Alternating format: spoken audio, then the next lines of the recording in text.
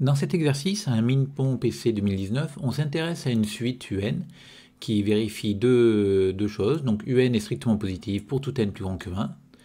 Et le quotient UN plus 1 sur UN, 1 pour développement asymptotique, 1 moins alpha sur n, plus un petit taux de 1 sur n2, où alpha est un réel fixé. Donc ensuite on dit qu'on pose Bn égale Ln de n puissance alpha UN, et An égale Bn plus 1 moins Bn. Donc on demande dans un premier temps de déterminer la nature de la série des AN. Donc l'idée qui nous vient naturellement ici, vu qu'on a un développement asymptotique, c'est de calculer justement un développement asymptotique de AN. Donc on calcule AN, qui est Bn plus 1 moins Bn, donc Ln de n plus 1 puissance alpha UN plus 1, moins Ln de n puissance alpha UN. On peut regrouper ces deux logarithmes ensemble en utilisant la formule Ln de A moins Ln de B égale Ln de A sur B. Et ensuite, à l'intérieur du logarithme, on va séparer le quotient en deux, en mettant d'un côté le n plus 1 sur n puissance alpha, ce qui va nous donner alpha ln de n plus 1 sur n, et de l'autre côté le un plus 1 sur n, qui nous donnera ln de n plus 1 sur n. Et on a le droit de casser ce logarithme comme ça, parce que les deux quantités n plus 1 sur n et un plus 1 sur n sont positives. Donc ensuite, on continue le développement asymptotique. Donc là, on fait naturellement apparaître du 1 plus 1 sur n pour pouvoir ensuite faire un développement. Et de ce côté-là, on va utiliser le développement asymptotique donné dans l'énoncé, le un plus 1 sur un, qui fait du coup 1 moins alpha sur n plus un petit taux de 1 sur n2. Et vous remarquez quand même l'idée du découpage que j'ai au-dessus, c'est d'essayer de faire apparaître justement ce terme-là, ce un plus 1 sur un.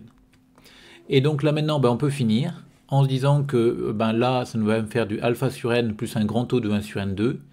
Ici, ça me fera moins alpha sur n plus un grand taux de 1 sur n2. Et donc on a globalement un grand taux de 1 sur n2. Remarquez bien que ici, l'énoncé nous a dit qu'on avait un petit taux de 1 sur n2. A priori, ça ne sert pas à grand chose. On aurait très bien pu avoir un grand taux, ça n'aura rien changé à ce développement asymptotique. Donc du coup, maintenant, on peut conclure, parce qu'on a AN qui est un grand taux de 1 sur n2. Or, la série des 1 sur n2 converge absolument. Donc c'est du Riemann, avec 2 strictement plus grand que 1. Et donc par comparaison, on sait que la série des AN est absolument convergente, donc en particulier convergente. Bon, ensuite, on vous dit en déduire qu'il existe lambda strictement positif tel que UN s'écrit est équivalent à lambda sur n puissance alpha. Donc pour ça, on va d'abord s'intéresser à cette série-là. Donc pourquoi est-ce qu'on nous a fait étudier cette série-là? C'est une série télescopique. Donc pour les séries télescopiques, on sait que ça peut toujours être intéressant de calculer la suite des sommes partielles. Donc c'est ce qu'on fait là. On va calculer la somme jusqu'à n-1 des AK.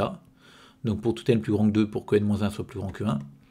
Et donc par télescopage, on va obtenir Bn moins B1. Du coup, Bn, c'est ma somme jusqu'à n-1 plus B1. Ici, attention, il y a un plus. Donc ça tend vers la somme des AK plus B1. Ici, c'est pareil, il y a un plus.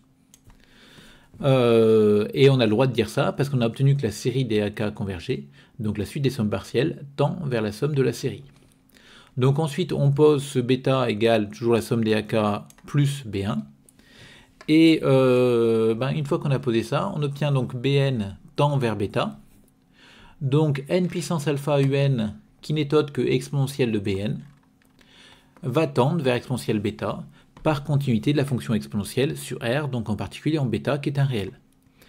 Et donc ce exponentielle bêta, je vais le noter lambda. Lambda va être strictement positif. Et j'ai n puissance alpha un qui tend vers lambda, un réel strictement positif. Donc comme lambda est en particulier non nul, j'obtiens que n puissance alpha un est équivalent à lambda. Et donc que un est équivalent à lambda sur n puissance alpha.